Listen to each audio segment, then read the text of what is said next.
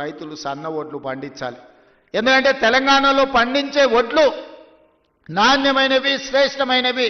కానీ దొడ్డు బియ్యం పండిస్తే దొడ్డు బియ్యం తినే పరిస్థితి లేదు.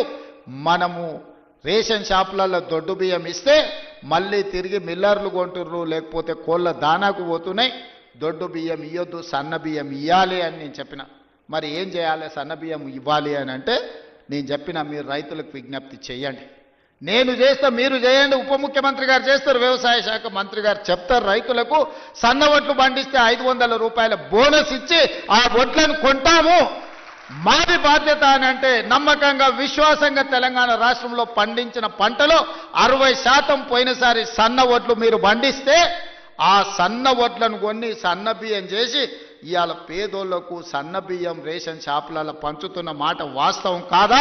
6,40,000 కుటుంబాలు ఈరోజు రైతు వేదికలలో ఉన్నారు. ఇవాళ మా అక్కలీడికి వచ్చిండ్రు, రైతులు మాట్లాడినరు, మా ఆడబిడ్డలు మాట్లాడినరు. ఇవాళ పిల్లలకు రేషన్ షాపుల్లో మా ప్రభుత్వం ఇస్తున్న సన్న బియ్యంతోనే అన్నం పెడుతున్నారా లేదా ఒకసారి ఆలోచన చెయ్యండి. ఇవాళ మా రైతాంగానికి నేను ధన్యవాదాలు చెప్పదలుచుకున్నా. మీరు ఈ ప్రభుత్వం మీద నమ్మకంతో, విశ్వాసంతో బోనస్ ఇస్తారో ఇవ్వరో అని అనుమానం ఉన్నా మీరు సన్న వడ్లు పండించిండ్రు కాబట్టి ఆ సన్న వడ్లు ఇవాళ బియ్యంగా మారి పేదోళ్ళ కడుపు నింపుతున్నది అని అంటే రైతులు చేసిన ధైర్యం. అందుకే మీరు పండించిన సన్న వడ్లకు 500 రూపాయల బోనస్ ఇచ్చి కొనుగోలు చేసినాం. ఇవాళ ధైర్యంగా నిటారుగా నిలబడి తెలంగాణ రాష్ట్రం నెంబర్ 1 వడ్లు పండించడంలో ఒక్క సంవత్సరంలో 2,80,00,000 మెట్రిక్ టన్నుల వడ్లు పండించి దేశంలోనే మొదటి స్థానంలో, ఒకనాడు ఆంధ్రప్రదేశ్, పంజాబ్ మొదటి స్థానంలో ఉంటే ఇవాళ తెలంగాణ రాష్ట్రం వరి పండించడంలో మొదటి స్థానంలో ఉంది. అందులో సన్న వడ్లు పండించడంలో మనం మొదటి స్థానంలో ఉన్నాం. ఇవాళ మన రైతుల శ్రమ ఊరిక పోలే. ఇవాళ మీరు కష్టపడి పండించిన సన్న వడ్లు బియ్యంగా మారి పేదోళ్ళ కడుపు నింపుతున్నాయి అని అంటే ఇంతకంటే రైతుల కళ్ళల్లో ఆనందం ఏముంటుంది? తెలంగాణ రాష్ట్ర ముఖ్యమంత్రిగా, మీ సోదరుడిగా ఇంతకంటే విజయం ఏముంటుందని చెప్పి నేను ఈ సందర్భంగా మిత్రులారా మిమ్మల్ని అడుగుతున్నా. అందుకే ఇవాళ రకరకాల ఇబ్బందులు ఉన్నాయి. చాలామంది ఈరోజు మా బిల్లులు రాలేదంటున్నారు. అక్కడక్కడ మా సర్పంచులు రణగొన ధ్వని చేస్తున్నారు మా బిల్లులు రాలేదని. నేను మా సర్పంచ్ మిత్రులను అడుగుతున్నా, అయ్యా నేను వచ్చే నాటికే మీ కాలం అయిపోయింది సర్పంచుల పదవి. మీ సర్పంచ్ పదవులు, మీరు సర్పంచులుగా చేసిన పనులు మా హయాంలో చేయలే. ఆనాడు మీరు పనిచేస్తే ఆనాడు బిల్లులు చెల్లించండి. ఆయన మీలాకటి బిల్లులు చెల్లించనివి 1,29,000 కోట్ల రూపాయలు నా నెత్తి మీద అప్పు మోపి పొయ్యిండు. మొయ్యలేనంత భారం, నడుము వంగిపోయే పరిస్థితి ఉంది. దాదాపుగా 60,000 కోట్ల రూపాయలు కాంట్రాక్టర్లకు బిల్లులు పెండింగ్ పెట్టిపోయిండు. ఉచిత కరెంటు బిల్లులు 20,000 కోట్లు విద్యుత్ శాఖకు పెండింగ్ పెట్టిపోయిండు. ఇట్లా చెప్పుకుంటూ పోతే ఫీజు రియంబర్స్మెంటు, షాదీ ముబారక్, కళ్యాణ లక్ష్మి ప్రతి దగ్గర దొరికిన కాడల్లా అప్పు చేసిండు, అందిన కాడల్లా టోపీ పెట్టిండు. మొత్తానికి 8,29,000 కోట్ల రూపాయల అప్పు నా నెత్తి మీద మోపి బట్టి విక్రమార్క గారి నడుము వంగిపోయే పరిస్థితి రాష్ట్ర వ్యవస్థను, ఆర్థిక వ్యవస్థను మాకు అప్పచెప్పిండు.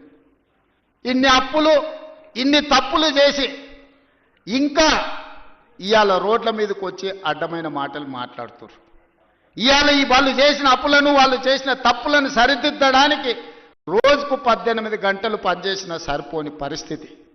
ఈ నేపథ్యంలో ఈరోజు సర్పంచులు ఒక పక్కన ఫీజు రియంబర్స్మెంట్, ఇంకొక పక్కన ప్రభుత్వ ఉద్యోగులకు పాపం 35 ఏళ్ళు కష్టపడి ఉద్యోగాలు చేసి వాళ్ళు దాచిపెట్టుకున్న పైసలు, వాళ్లకు రిటైర్మెంట్ బెనిఫిట్స్ ఇవాళ 12,000 కోట్ల రూపాయలు బకాయిలు పెట్టిపోయిండు. ఎవరైనా నమ్మకంగా ప్రభుత్వం దగ్గర పనిచేసి 35 సంవత్సరాల తర్వాత రిటైర్ అయిపోతే రిటైర్మెంట్ బెనిఫిట్స్ ఇవ్వాల్సిన పరిస్థితి ఈరోజు రాష్ట్ర ఆర్థిక వ్యవస్థ దెబ్బతిన్నది. ప్రభుత్వ ఉద్యోగస్తులకు, ఒకప్పుడు ప్రభుత్వ ఉద్యోగస్తులకు 1వ తారీఖు నాడు రిజర్వ్ బ్యాంక్ నుంచి సరాసరి వాళ్ళ ఖాతాల్లోకి జీతాలు వెళ్ళేది. గత ప్రభుత్వంలో విడతల వారీగా ఇన్స్టాల్మెంట్లు జీతాలు ఇవ్వాల్సిన పరిస్థితి నుంచి 1వ తారీఖు నాడు జీతాలు ఇచ్చే పరిస్థితికి మనం తీసుకొచ్చినాం. ఒక్కొక్కటిగా సరిదిద్దుతున్నాం, ఒక్కొక్క వ్యవస్థను ప్రక్షాళన చేస్తున్నాం. ఈరోజు ఉన్న కష్టాలకు ప్రభుత్వ ఉద్యోగులకు రిటైర్మెంట్ బెనిఫిట్స్ ఇవ్వాలంటే కష్టంగా ఉంది. విద్యార్థులకు, కాలేజీలకు ఫీజు రియంబర్స్మెంట్ ఇవ్వాలంటే కష్టంగా ఉన్నది. షాదీ ముబారక్, కళ్యాణ లక్ష్మిని అమలు చేయాలంటే కష్టంగా ఉన్నది. ఆ కష్టాలను ఎదుర్కొంటూనే సరిదిద్దుకుంటూనే ఈనాడు ఈ రైతుల కోసం 9 రోజుల్లో దాదాపుగా 9,000 కోట్ల రూపాయలు ఇవ్వాలి. అగ్రికల్చర్ యూనివర్సిటీలో మీతో కలిసి ఈ రైతులకు వ్యవసాయం దండగ కాదు, వ్యవసాయం పండుగ చెయ్యాలి. వ్యవసాయం అంటే 10 మందికి సాయం చేసే వృత్తి.